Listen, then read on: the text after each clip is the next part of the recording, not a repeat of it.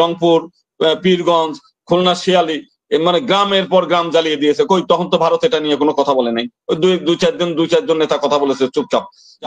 যাদেরকে ধরার কথা তাদেরকে কেন আপনি অব্যাহতি দিয়ে তাদেরকে সরিয়ে রেখে ইসকনের পিছনে লাগলেন কেন?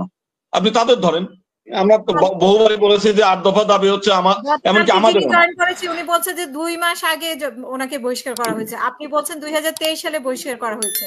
এর আগের দিন আরেকজন জয়েন করেছে, উনি কোনো ডেট বলতে পারে, উনি বলেছে যে অনেক আগে বহিষ্কার করা হয়েছে।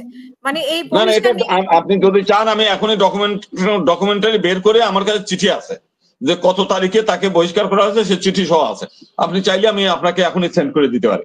মূল বিষয়টা শুনেন, এখানে যে বিষয়গুলো আমরা দেখতে পাচ্ছি, ভারত কেন ইসকনকে রক্ষা করার জন্য ভারতকে সংগঠন হয়, তাহলে কেন বিভিন্ন দেশে ইসকনকে নিষিদ্ধ করা হলো?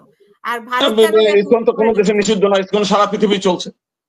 ইসকন তো বেশ কয়েকটা দেশে নিষিদ্ধ না, এমনকি খোদ আমেরিকায় আছে। আমেরিকা যিনি এখন হচ্ছে ওই যে মানে ইসের দায়িত্বে একজন মহিলা, কিসের সিকিউরিটি ব্রাঞ্চ নাকি দায়িত্বে, সেও তো ইসকনের সদস্য। আফ্রিকায় আছে, লন্ডনে আছে, রাশিয়াতে আছে, সমস্ত পৃথিবী জুড়েই চলছে। ইসকন তার কোনো সন্ত্রাসী সংগঠন না। এখন ইসকনের যুদ্ধের যে বিষয়গুলো হচ্ছে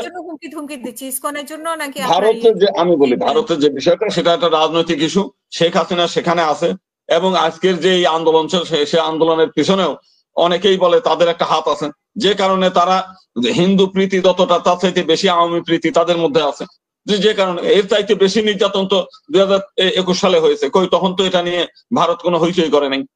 এর চাইতে বেশি নির্যাতন হয়েছে কক্সবাজারের রামু, নাসিরনগর, অভয়নগর, কুমিল্লা, চাঁদপুর, চৌমোহনী, রংপুর, পীরগঞ্জ, খুলনা, শিয়ালী, মানে গ্রামের পর গ্রাম জ্বালিয়ে দিয়েছে। কই তখন তো ভারত এটা নিয়ে কোনো কথা বলে নাই। ওই দুই চারজন নেতা কথা বলেছে চুপচাপ, মানে যেন তেন প্রকারে। কিন্তু এখন যেটা বলছে সেটা পিছনে তো একটা রাজনৈতিক খেলা আছে, সেটা প্রত্যেকেই জানে। তো সেই কারণেই তারা এই বেশি কথা বলার পিছনে এইটাই কারণ। তার মানে আপনারা এখন চিন্ময়কেও স্বীকার করছেন না? যারা রাস্তায় আন্দোলন করেছে, চিন্ময়ের সাথে ছিল বা এখনো আছে, তাদেরকেও আপনারা স্বীকার করছেন না? তারাও ইসকনের কেউ না, তারা হিন্দু সম্প্রদায়ের। অবশ্যই আমার বক্তব্য হচ্ছে, যারা আন্দোলন করছে তারা তো সংবাদ সম্মেলন করছে। 2 দিন আগেও তারা ঢাকেশ্বরী মন্দির থেকে সংবাদ সম্মেলন করেছে। আপনারা তাদেরকে ধরেন, তাদেরকে জিজ্ঞাসাবাদ করেন।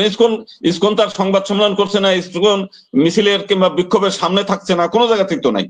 আপনি যাদেরকে ধরার কথা তাদেরকে কেন আপনি অব্যাহতি দিয়ে তাদেরকে সরিয়ে রেখে ইসকনের পিছনে লাগলেন কেন? আপনি তাদের ধরেন।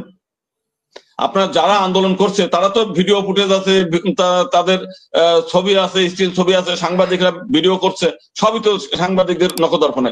Police, SB, NSI, DB, police সবই জানে। তো তাদেরকে না ধরে ইসকনের পিছনে লাগার তো পিছনে আমি কোনো কারণ দেখি না।